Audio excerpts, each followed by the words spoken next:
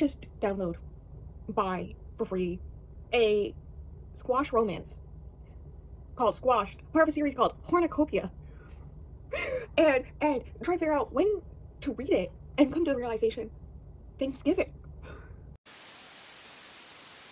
Yes. I'm reading a squash romance. It's like 50 pages long. Nobody look at me. Don't look at me. Don't look at me. Yes, I do own it.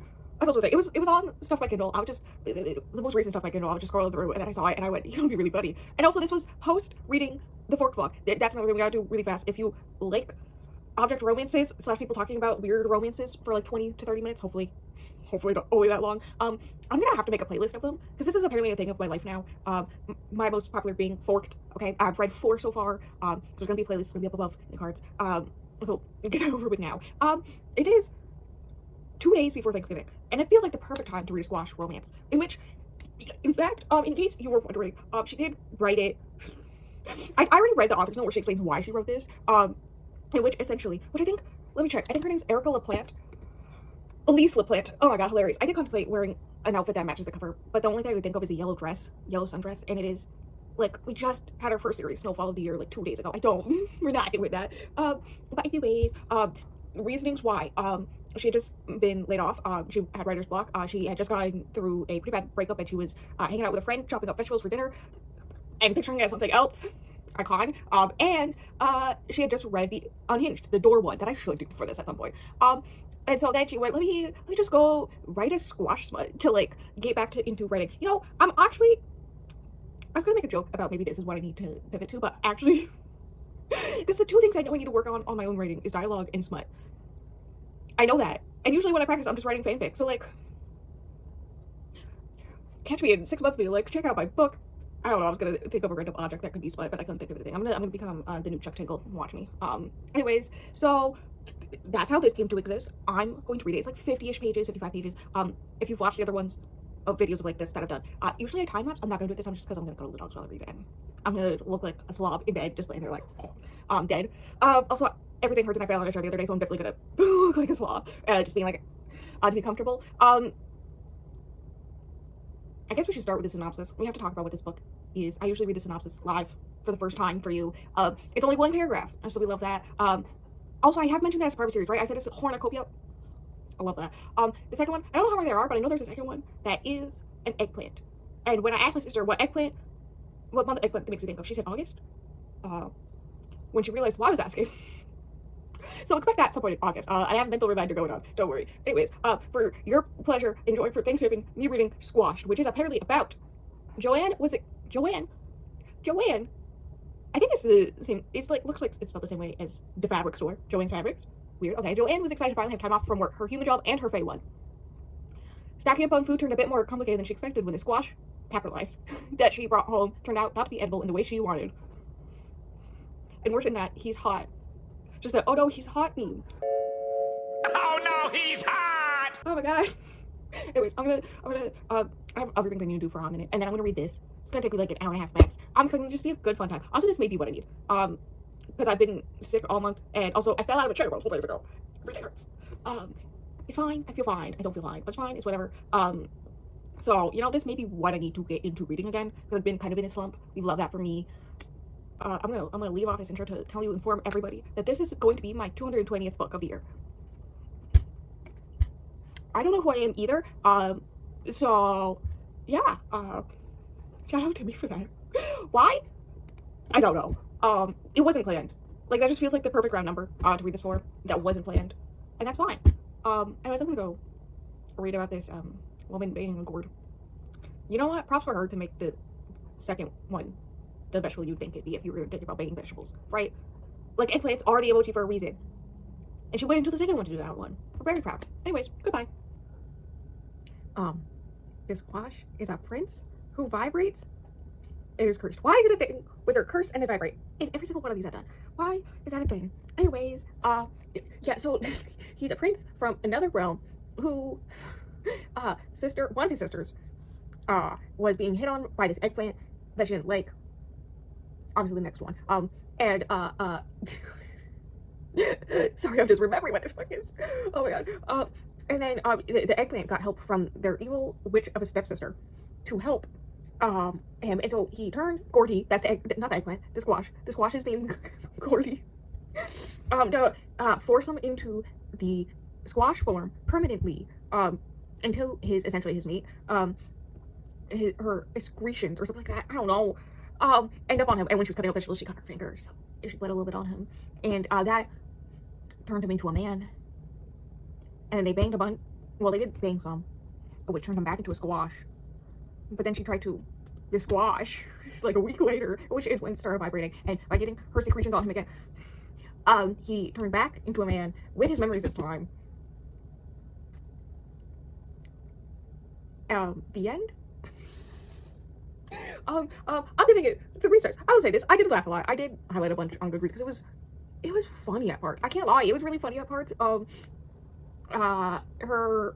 yeah, she's got in this situation because she lives in a high rent, low quality area, because she caught her ex sleeping with her best friend, which were her 2 roommates, and they were the 2 on the lease, right? So she was on the lease. So when she catches them, they kick her out, and so now she is single, having to pay for 1 apartment and all that stuff by herself, right? So she needs 2 jobs. She's working at like shelving at like your typical grocery store, but she also works part-time in the Fae realm, in which she's paid in different type of like deals, like low-level deals, though her boss did offer to turn him into something when he cheated on her, so I love that. Anyways, one of the other stall people, he has a cornucopia that makes unlimited food, which is important when you're trying to pay. It only does fruits and vegetables, it only does produce, but like with the price of produce, yeah, I understand her reason why. So she tricked him into giving it to her for the low price of her mother's voice, so she never has to hear anything her mother's ever said to her again. And she went, I think I won on that deal. Iconic. Anyways, it takes it home, and then out comes Gordy. The first day, Gordy comes out, and turns into a man, and then they fuck a bunch. Anyways, the epilogue is apparently that same day. One of the things that she did take out on that first day was also an eggplant. And after she learned that the squash that came out was a man, she put all the other vegetables she initially took out and threw them in the trash. Valid.